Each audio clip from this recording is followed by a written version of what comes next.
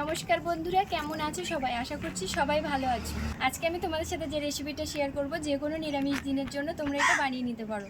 আর শুধু নিরামিষ দিনের জন্য নয়, যখন মাছ মাংস খেতে ভালো লাগবে না তখনও তোমরা এই রেসিপিটা ট্রাই করতে পারো। এখন গরম পড়েছে আর গরমের শুরুতেই কিন্তু বাজারে প্রচুর সজনা ডাঁটাও উঠেছে।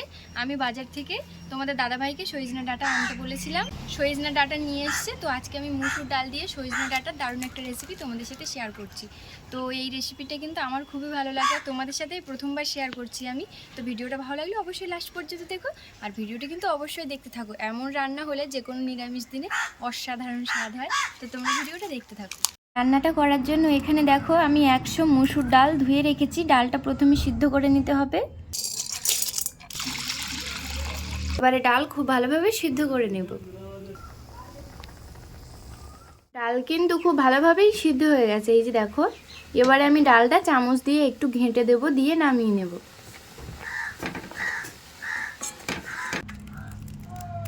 এখানে কড়াই বসিয়ে কড়াই গরম করে কড়াইয়ের মধ্যে দিয়ে দেব পরিমাণ মতো সর্ষের তেল। দিয়ে দিচ্ছি 5 ফোড়ন, শুকনো লঙ্কা। এবারে দিয়ে দেব কেটে রাখা আলু আর সজনা ডাঁটা।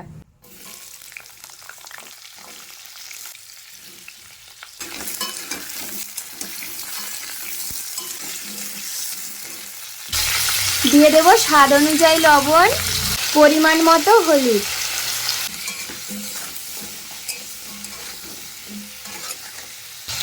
কাঁচা লঙ্কা দিয়ে দিয়েছি, এবারে ঢাকা দিয়ে দেবো। 1 মিনিট মতো ঢাকা দিয়ে দেবো, আঁচটা কমে রেখে। 1 মিনিট পরে ঢাকনাটা খুলে নেব।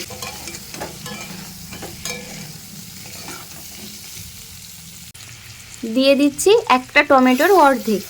এবারে সজনা ডাঁটা আর আলু একসাথে খুব সুন্দরভাবে আমি 3-4 মিনিট ধরে হালকা আঁচে কষে নিচ্ছি। সজনা ডাঁটা, আলু আর টমেটো একসাথে সুন্দরভাবে কষে নিয়েছি, এই যে দেখো। খুব সুন্দরভাবেই কষে নিয়েছি। এবারে আমি দিয়ে দেব সিদ্ধ করে রাখা ডাল। সিদ্ধ করে রাখা ডাল দিয়ে আরও একটু আমি কষে নেব। মসুর ডাল, আলু, সজনা ডাঁটা সুন্দর করে কষে নিলাম। এবারে আমি দিয়ে দেব পরিমাণ মতো জল।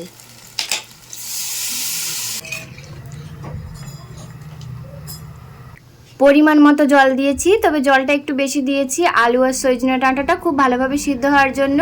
এবারে 10 মিনিট ঢাকা দিয়ে দেব। 10 মিনিটের ভেতরে কিন্তু আমি ঢাকনাটা খুলে নেড়ে দেব। 10 মিনিট হয়ে গেছে আর আমি ঢাকনা খুলে নিচ্ছি, তবে এর ভিতরে কিন্তু আমি ঢাকনাটা খুলে নেড়ে দিয়েছি। আলু কতটা সিদ্ধ হয়েছে দেখে নেব। এই যে আলু পুরোপুরি সিদ্ধ হয়ে গেছে, আলু আর সজনা ডাঁটা কিন্তু খুব ভালোভাবেই সিদ্ধ হয়ে গেছে। এবারে আমি কিছু মশলা দিয়ে দেবো। দিয়ে দিচ্ছি গোলমরিচের গুঁড়ো, দিয়ে দিচ্ছি জিরে গুঁড়ো, দিয়ে দিচ্ছি ধনে গুঁড়ো। মশলা দিয়ে দিয়েছি, 1 মিনিট মতো ফুটিয়ে নেব।